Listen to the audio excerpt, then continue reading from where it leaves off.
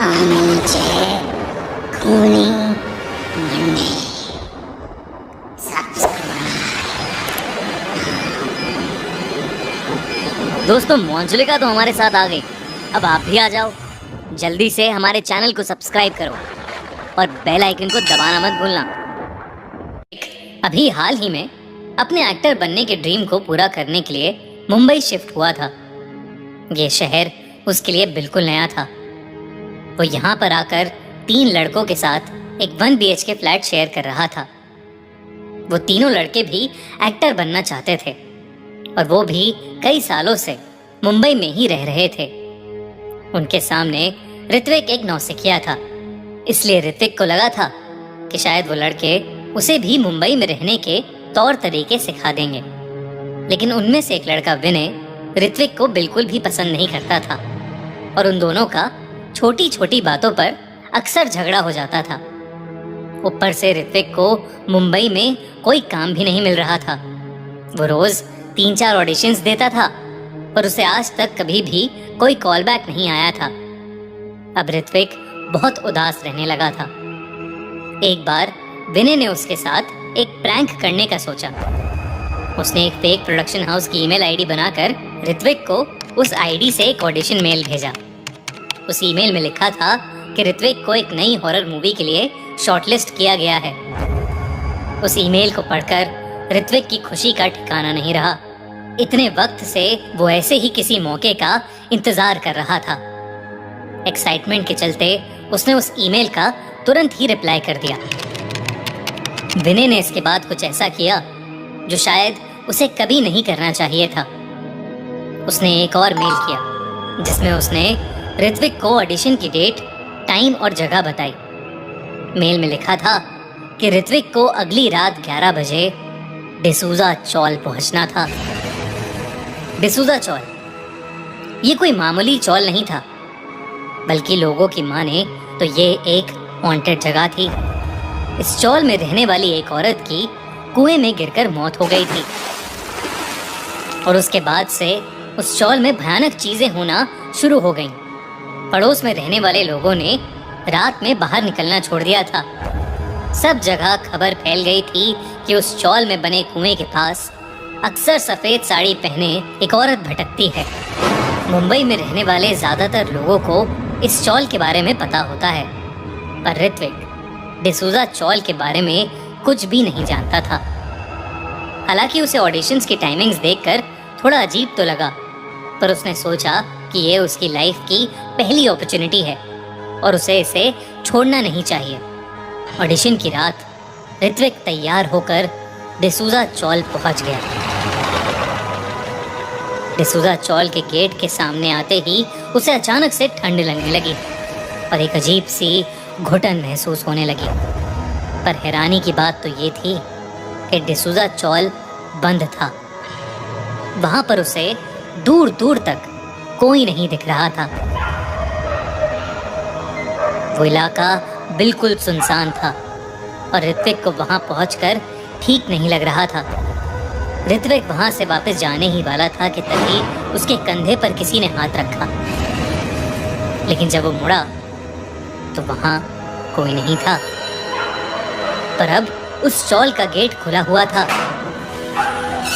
और अंदर से एक रोशनी आ रही थी। ऋत्विक को सब कुछ अजीब लग रहा था, पर अंदर से आती रोशनी देख उसे लगा कि शायद वही ऑडिशन का एरिया होगा और वो उस तरफ चल दिया। जैसे ही ऋत्विक अंदर गया उसे एक बड़ा सा कंपाउंड दिखा जिसके बीचों बीच एक बड़ा सा कुआं था। ऋत्विक की नज़र अब उस कुएं पर गई और जो उसने देखा उसे देखकर उसके होश उड़ गए।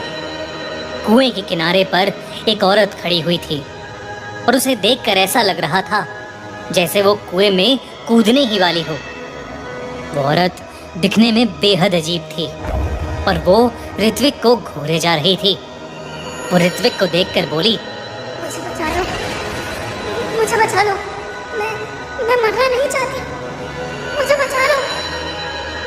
ये देखते ही ऋत्विक ने उस औरत को आवाज लगाई और उसे बचाने के लिए भागा, पर उसकी आवाज लगाते ही वो औरत कुएं के अंदर कूद गई। ऋत्विक भागकर कुएं तक पहुंचा तो उसने देखा कि उस कुएं के अंदर कोई भी नहीं था। यहाँ तक कि पानी के हिलने तक का भी निशान नहीं था। ऋत्विक बहुत घबरा रहा था क्योंकि उस औरत को कूदते हुए उसने अपनी आंखों से देखा था। कुछ वक्त तक उस इंसिडेंट के बारे में सोचते हुए ऋत्विक वहीं खड़ा रहा, लेकिन फिर वो वहां से जाने लगा। उसने जैसे ही अपने कदम वापस गेट की तरफ बढ़ाए, उसे पानी में कुछ हलचल होती हुई दिखाई दी। ऋत्विक ने फटाफट अपने फोन की टॉर्च ऑन की और उस कुएं में झांक कर देखने लगा। अचानक पानी के ऊपर से एक सड़ा गला इंसानी हाथ आया और उसने ऋत्विक का हाथ पकड़ लिया। वो हाथ उसी औरत का था क्योंकि उसकी कलाई पर चूड़ियां थी। ऋत्विक उस गले हुए हाथ की जकड़ में था और वो बुरी तरह से डर के मारे हाफ रहा था। उसने किसी तरह अपना हाथ छुड़ाया और कुएं के पास ही गिर गया। देखते ही देखते वो डूबती हुई औरत बिना किसी रस्सी के कुएं की दीवार से ऊपर चढ़ने लगी। उसका पूरा शरीर गला हुआ था और उसका चेहरा बहुत ही ज्यादा भयानक था। ऋत्विक के पैर वहीं जम गए। उस औरत को ऊपर आता देख उसकी जान सूखी जा रही थी। वो औरत अब कुएं के ऊपर आ गई और ऋत्विक को घूर कर देखने लगी। उसने ऋत्विक से कहा, तूने नहीं बचाया ना मुझे, और उस रात भी मुझे कोई बचाने नहीं आया। मैं तड़प तड़प कर मर गई। अब तू भी वैसे ही मरेगा। ये सुनते ही ऋत्विक ने अपने होश संभाले और फौरन उस चौल से बाहर भागा। भागते भागते उसने अपनी साथ वाली दीवार पर देखा तो उसे दिखा कि काली परछाई उसके साथ साथ ही दौड़ रही थी। जब वो गेट से बाहर निकला तो उसने एक बार भी पीछे मुड़कर नहीं देखा और बस कुछ समय तक उस खाली रोड पर पागलों की तरह भागता ही रहा। हमारी अगले हफ्ते की कहानी haunted three Kings church Spotify पर ऑलरेडी लाइव है, तो डिस्क्रिप्शन में दी गई लिंक पर क्लिक करिए और जल्दी से उसे सुनिए। और हाँ, अगर आपको कहानी अच्छी लगी तो हमारा चैनल खूनी मंडे ज़रूर सब्सक्राइब करें और हाँ, बेल आइकन प्रेस करना मत भूलना